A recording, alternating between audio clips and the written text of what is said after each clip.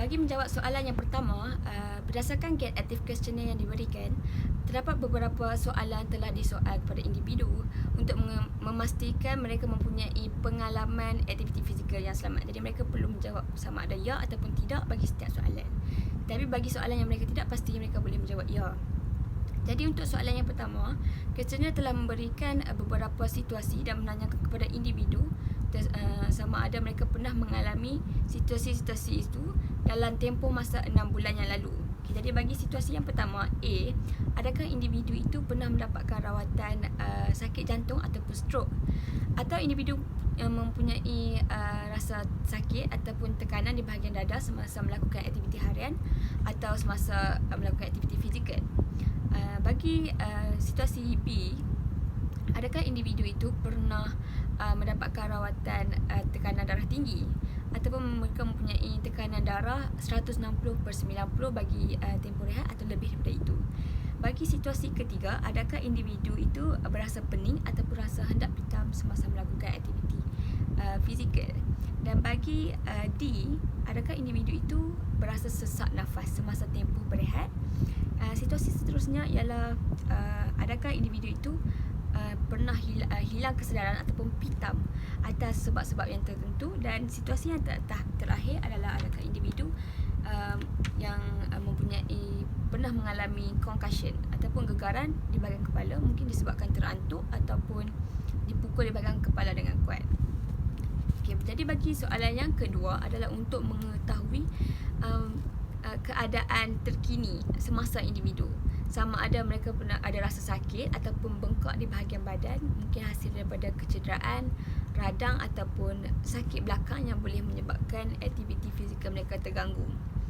Yang ketiga ialah adakah pakar kesihatan pernah menasihati mereka sama untuk tidak melakukan atau perlu mengubah suai aktiviti fizikal tertentu sesuai dengan tahap kesihatan mereka.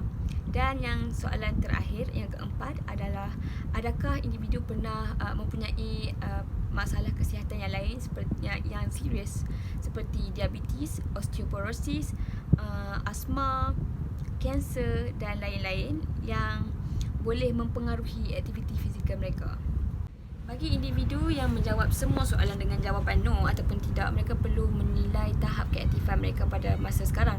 Jadi untuk soalan yang pertama, dalam seminggu berapa harikah mereka melakukan aktiviti fizikal aerobik dengan intensiti rendah hingga intensiti tinggi seperti berbasikal, berjoging dan mendaki? Berapa hari dalam seminggu? Untuk soalan yang kedua, pada hari yang mereka melakukan aktiviti tersebut, berapa minit yang diluangkan untuk melakukan aktiviti itu dalam sehari? Jadi bagi yang dewasa, mereka perlu mendarabkan hasil purata jumlah purata hari per minggu dengan jumlah purata minit per hari. Jadi rekomendasi yang terbaik untuk dewasa ialah 150 minit seminggu, manakala bagi kanak-kanak dan remaja ialah 60 minit sehari. Bagi individu yang menjawab semua soalan dengan jawapan ya ataupun yes, mereka perlu mendapatkan pengesahan daripada doktor untuk meneruskan latihan aktiviti fizikal ini. Contohnya, mereka boleh meningkatkan aktiviti fizikal secara beransur-ansur sehingga ada pengalaman yang positif. Contohnya macam menaiki basikal ke tempat kerja atau ke sekolah, ataupun berjalan-jalan dengan rakan. Jadi sekiranya mereka hendak melakukan aktiviti fizikal dengan intensiti tinggi, mereka perlu merujuk pakar terlebih dahulu untuk memastikan aktiviti tersebut selamat dilakukan dan sesuai dengan keadaan fizikal mereka pada masa itu. Jadi sekiranya tiada permasalahan, individu yang menjawab kuesioner itu perlu menandatangani pengesahan dengan sebab maklumat yang diberikan itu adalah benar.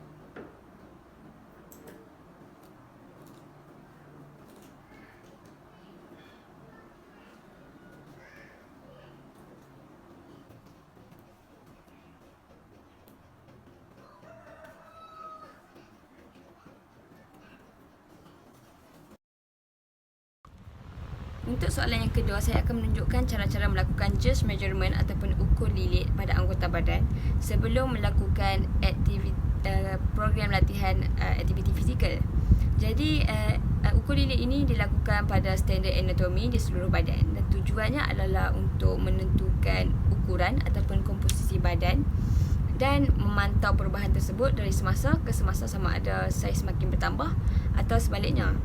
Jadi peralatan yang diperlukan untuk melakukan just measurement ni adalah pita pengukur dan juga sebatang pen untuk menanda saiz yang ingin diukur.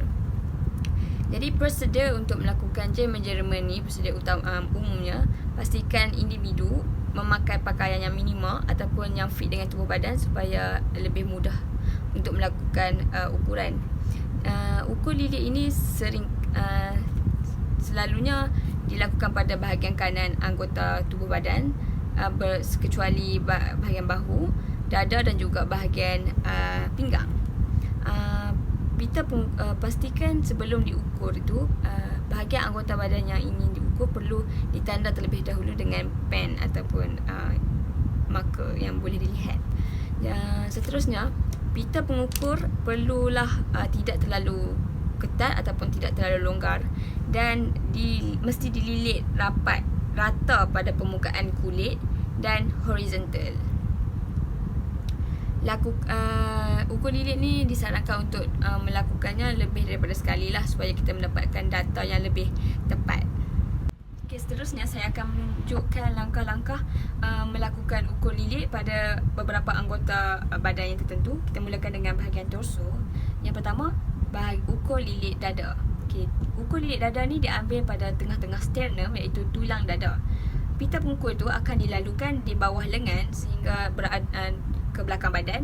Okay, bila posisi pita tu berada dalam posisi yang betul, lengan yang diangkat tadi perlu diletakkan semula, direhatkan semula ke bahagian sisi badan. Okay, jadi data ukuran tu boleh diambil selepas selesainya complete normal exhalation, selepas subjek menghembuskan nafas. Jadi pita itu pastikan rapat pada permukaan kulit, tidak terlalu tegang, tidak terlalu ketat dan juga horizontal dengan kulit. Okey, itu untuk ukur lilit dada. Yang kedua, untuk ukur lilit bahagian pinggang. Ukur lilit bahagian pinggang diambil pada lingkaran pinggang yang paling kecil, iaitu di tengah-tengah antara lower rib dengan bahagian teratas hip bone, bahagian tulang hip bone.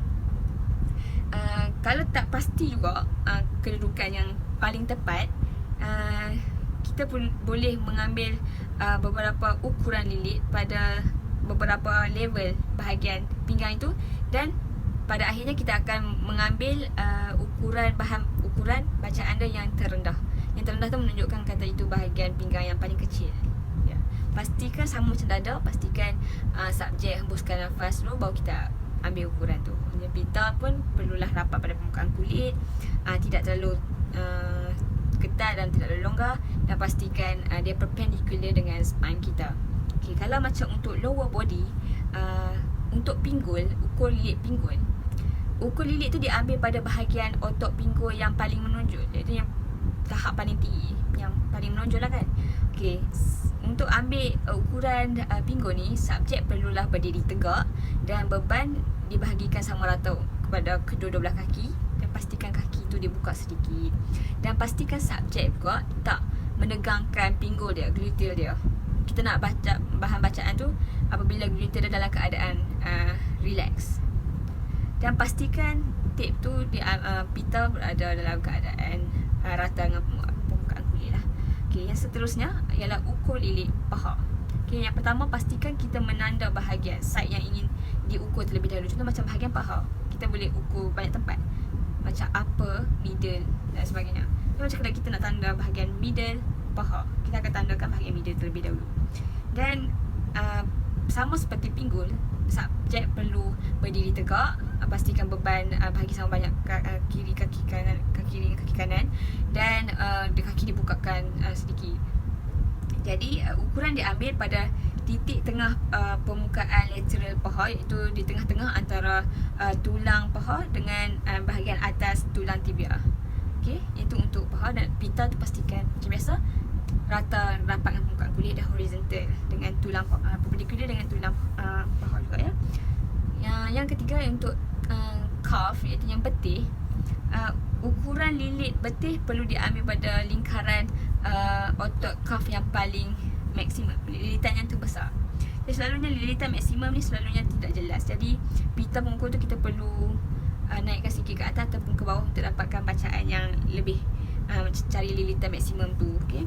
Sama macam pinggul dengan paha, subjek perlu berdiri, pastikan kaki beban diberikan sama banyak untuk kedua belah kaki dan kaki dibuka sikit. Untuk memudahkan kita mengukur, pastikan subjek tu berdiri di tempat tinggi sikit untuk memudahkan kita mengukur lilitan betisnya. Okay? Lepas tu kemudian pastikan pita itu rapat pada permukaan kulit dan perpendicular dengan tibia. Ya? Perpendicular. Tip tu perpendicular dengan tibia. Okay?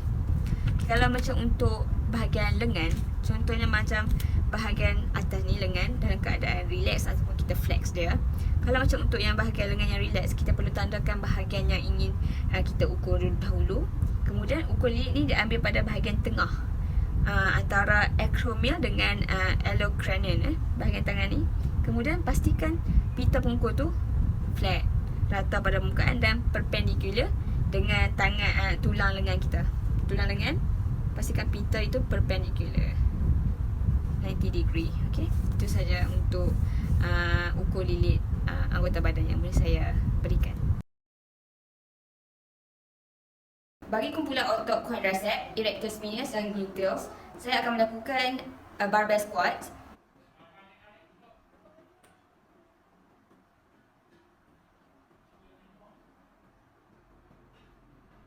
Bagi otot pectoralis major, saya akan melakukan senaman bench press.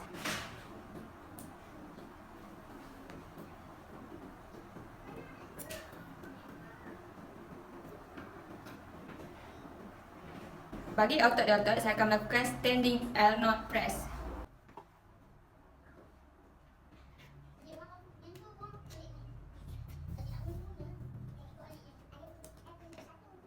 Bagi gastrocnemius, saya akan melakukan senaman dumbbell calf raise.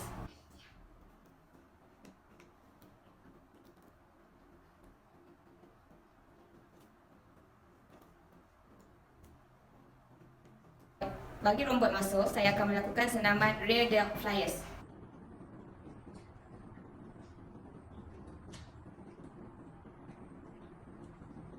Bagi otot hamstring, saya akan melakukan senaman Bulgarian split squats.